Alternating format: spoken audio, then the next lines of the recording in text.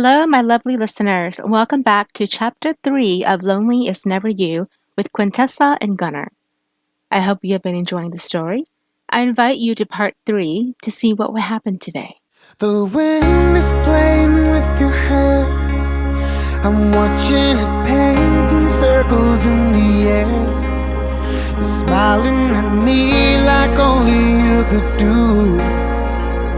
Like a perfect dream, and that dream is you. The sun is lighting up your face. We stayed up all night and listened to the rain. Like music kept on playing like a drum. With you in my arms, I'm the lucky one. And I wanna spend the day making love 1,000 ways and more to show. Baby, every time we're kissing, I know it is forbidden, but I can't stop. No, I can't stop. Gunnar. When I returned to the shop, I found Quintessa's arms spread before her, and Lila standing behind her jotting down notes. She had her eyes closed and was standing still, and when Lila noticed me, I put a finger to my lips to silence her. She pulled away, and I took her place, as I lowered my head to where the soft hair lay on her shoulders. She smelled magnificent, and her soft breathing put a calm to my soul. I reached out to lightly touch her shoulders, pretending to do as a seamstress would do, only to give myself the opportunity to touch her. She flinched slightly but controlled herself and let out even breaths. I wrapped my arms around and put my hands on her waist. Lila, is this how measurements are done? I mean, this is quite close encounters. Is it? I whispered. She dropped her arms and tried to turn around when I held her in place and leaned in even closer. Do you know? I can tell exactly what size you are, just by putting my arms around you. She turned slightly. You're that talented. Smiling, I replied, Oh, yes, I am. Would you like to see it firsthand? She stopped breathing almost and didn't respond. I began moving my hands up, and she jumped out of my hold, turning around, her cheeks flushed to a bright red. We should go back. Imperial Mother was going to go over the wedding plans with me. You sound like you're finding an excuse not to be in the same room with me. Of course not, she cried too loud and then bolted out the door. I turned to find Lila shaking her head with a smile. The ship was empty as Reese and I made our way into the lower dock where Keith Arlington was being kept prisoner. Keith had been stealing silver from a man I'd been looking for, a man no one had seen before, a man who was trading women and children slaves around the world. Word on the street was that he went by the name X, and only those who worked for him could see his face. Keith had been working for him for 3 years, earning enough money to buy his family a nice little cottage on the outskirts of town. But I had also been trailing him for 3 years, and when he made his last drop to a small town where his teammates decided to drink themselves drunk to celebrate, I was able to capture Keith. When I arrived, his face had turned black and blue from his beating, but he had been fed and given water to clean up. I stood by the prison cell and crossed my arms as he sat looking at me with empty eyes. Talk, I said. He stood and walked to me. I changed my mind. I ain't saying nothing. I knew that would happen. I prepared for it. Smiling, I gestured for Reese to open the door, and he was brought out to me. The single blow I gave him sent him to his knees as I pushed my sleeves up and curled my hand into a fist, pulling back for round 2 when he raised his hand to protect himself.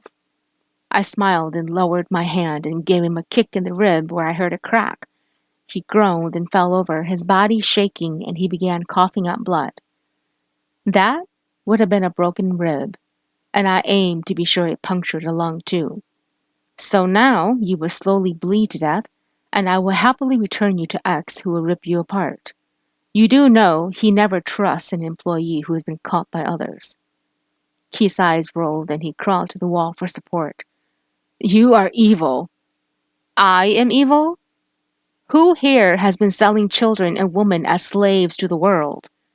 Who here has taken a child as young as 5 from the arms of their mother to be sold into a country where they were murdered?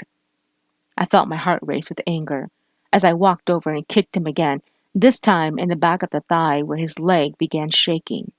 All right, he whispered through clenched teeth. What do you want to know? I bent down and I smiled.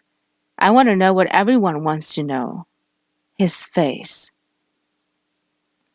I stared at the drawing that Keith had come up with, and I realized I had seen this man somewhere before. He looked too familiar to me, but I couldn't place where I knew him.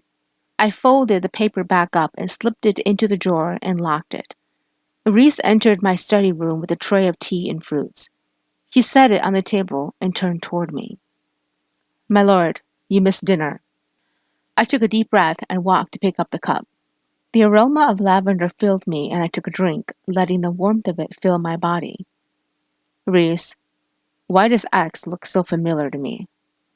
My lord, I cannot fathom where I have seen him either. I find him to be a stranger who has been in and out of my life. I grabbed a fruit and took a bite before I looked up at him. Is your ladyship sleeping? Kingsley just left your chamber to return to her quarters. I assume she is settled for the night. You can leave. He bowed and then left as I finished my tea and fruits. I began the short walk to the Hall of Chambers and found myself outside my door. I hesitated a moment and then turned the knob to find her standing with a white robe over what looked like a lacy nightgown that showed every single curve she owned. I nearly tripped as she gasped and ran to the bed, pulling the covers over herself. Quintessa. Queen Everly's voice was fading from my head as I watched her pace back and forth with Baylor making notes here and there. The woman was talking about my wedding, but my mind kept retracing back to the moment where Gunner's hands were around my waist. It felt nice, and I admit, I liked it. But what did I have to compare it to anyway, since I had never had a lover? I suddenly felt hot and couldn't focus. Darling, I shot my head up to where the Queen was looking at me with a confused stare. Are you all right? I blushed and laughed. I am just a bit exhausted. She came to me and took my hands. Oh, my poor girl. Here I am sprouting nonsense and you look ready to take a nap. I should have a word with Gunner not to keep you up all night long. She said this with a grin, and when I tried to argue, she tapped my hand and smiled as she pulled me to sit down beside her. Men tend to work around the clock when newlywed, darling, but as a woman, it is your right to say yes and no. Do not be afraid to make him work for it. I blushed even harder. Imperial Mother, I am, this subject is making me uncomfortable. Darling girl, I am a woman myself, and although it has been a while since I have been a newlywed bride, I completely understand. I am married to his father, so I know what my son must be like. I stood up so suddenly, and because the Queen sat too close to me, the top of my head bumped her chin, causing her to yelp and fell over. Baylor reached for her as I tripped over my feet and ended up on the ground. The king chose that moment to walk in and saw both of us with our dresses over our heads. What on earth is going on here? He asked as Salem blushed and retreated. Queen Everly pushed her dress down and laughed. Talk of men, husband. Only way to do it is with our skirts over our heads. Kingsley, how can I ever face the king again? I asked as I sat in the barrel with rose water and jasmine-scented petals. My hair was piled on top of my head, and the candles were lit around me, creating a calming aroma. But I felt nothing of that as I had rushed out of that room without a bidding to both the Queen and King. Kingsley laughed as she tossed more petals into the water. Dear girl, you had yourself quite the rude awakening today, didn't you? The king is quite an understanding gentleman, and I am sure he will not hold it against you. You do not understand, Kingsley. I am now the princess of the imperial family, and to have my own father-in-law find me with my dress over my head is not something I can get over easily. She brought a chair to sit down and took a rag to wash me. Oh, come off it, princess. He will understand you perfectly, especially since his wife was also there with you, with her own dress over her head, I might add. I had run from the room and had been hiding in my chamber since. The embarrassment and shame I felt was much too large to forgive in me. Being clumsy was one thing, but what had occurred was beyond words to describe. I cannot look at the king again. Well, you are forever bound to the imperial family, and if you do not get over it, what do you plan to do? Lock yourself in this chamber forever? I am sure that mistakes have happened before, and you are truly giving yourself too much credit for believing you deserve a slap on the wrist. I opened my jaw in shock at her words and yanked my hand from her hold. I beg your pardon, Kingsley. How dare you think I am giving myself too much credit? Laughing, she replied, Did that hurt you? Then get over it. The king and queen probably have seen it all and just lets it go on a daily basis. Focus on your wedding, my lady, and then start popping out babies. I rolled my eyes. If I were to start popping out babies, it would require my husband to sleep with me. She stood and clapped her hands together. I have the perfect idea for you. She rushed to the closet and pulled out a lacy nightgown and held it up to her chin. This was gifted to you as part of a bridal package. I found it the other day while cleaning. You should wear this tonight. I almost lost my balance in the water as I laughed. I would look like a fool wearing that. And he would act like a lovesick fool once he sees this. Come on, hurry, let's put this on you. I am not wearing that. You can leave now, Kingsley. She made a face and set it aside as she walked out of the chamber. I laughed and stepped out to dry myself and wrap the towel around me. I picked up the nightgown and stared at it. It had a very light fabric to it, and I shrugged, dropping my towel and slipped it on. I grabbed the robe to put it around me, taking a look at what it was like on me, when the door to the chamber opened and Gunnar walked in, his face completely white as he saw me. I gasped and leapt to the bed, pulling the covers over me, my face blushing so hard I felt heat to my toes. What the hell was he doing here? I clutched the blankets around me, and then I heard his heavy footsteps walking to the bed. Why are you hiding from me? He asked. I didn't answer, and he took a hold of the blanket, yanking it off as I sat up and pulled the robe around me. Tell me you are wearing that as a gift for me. No, I said loudly. Kingsley found this in the closet, and I was trying it on when you walked in. Bye? I felt my cheeks flush again. He smiled and crossed his arms, liking what he was seeing in front of him. It looks good, but probably better on the floor. As he leaned in, I jumped off the bed and rushed to where the towel lay from earlier and wrapped it around myself. He came toward me, and as he reached for it, the two of us collided, and I misjudged the distance, causing us to fall together into the barrel of water. The commotion had Kingsley and Reese rushing into the chamber to find us completely drenched. What part of seducing a man did you not understand, my lady? Kingsley asked as she helped dry my hair. Servants had just left after removing the barrel and cleaning the chamber from the water that had spilled. Gunnar and Reese left shortly after. I had no words for explanation. This is all your fault.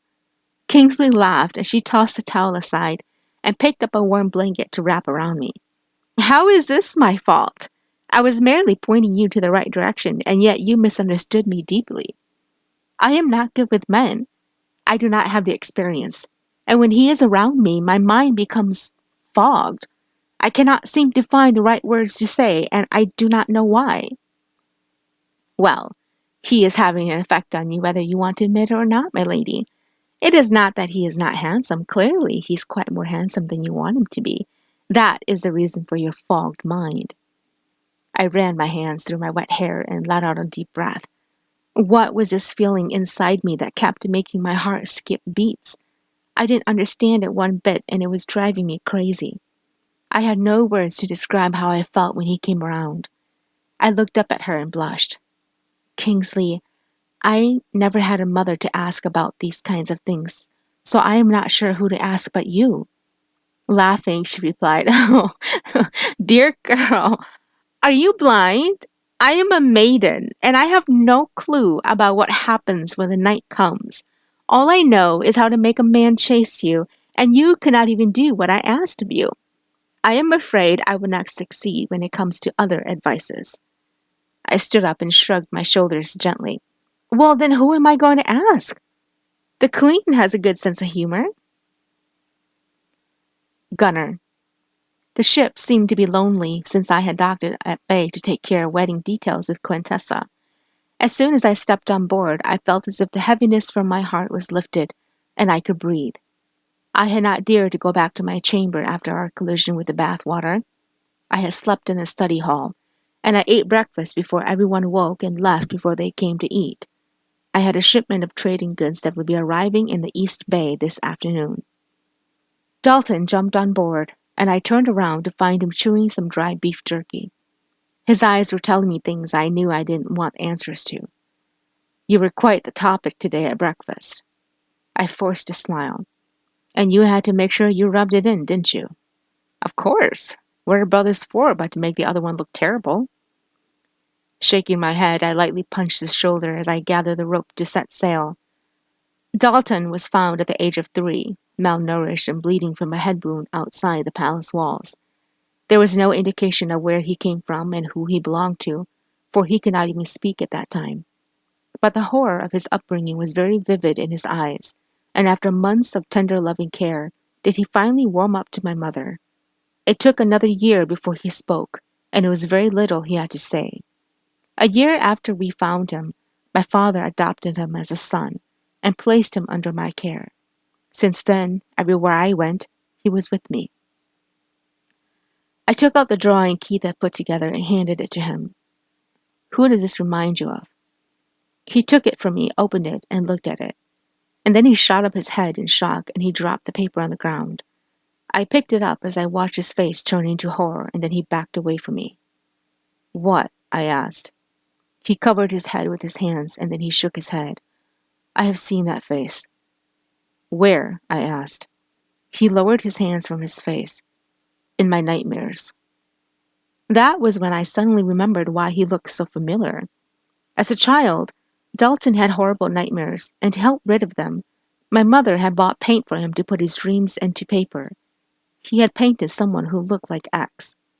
I thought he looked familiar. I remember now. It was your drawings and paintings. Do you know where you remember him from? Shaking his head, he replied, No. But I know that he wasn't a good man. When I was young, he would come often to my dreams. Now that I'm older, I don't dream of him anymore, but I would never forget that face. This brought another new level of questions to me as I thought about what my brother said. If this was the case, did it mean that X was someone who was in relation to Dalton? Was this the reason for his being outside the palace walls looking the way he did, and now remembering him in nightmares? This thought brought a cold chill to my back. Thank you for tuning in. Chapter 4 will be out shortly. The wind is playing with your hair. I'm watching it painting circles in the air. You're smiling at me like only you could do. Like a perfect dream, and that dream is you. The sun is lighting up your face. We stayed up all night and listened to the rain. Like music kept on playing like a drum.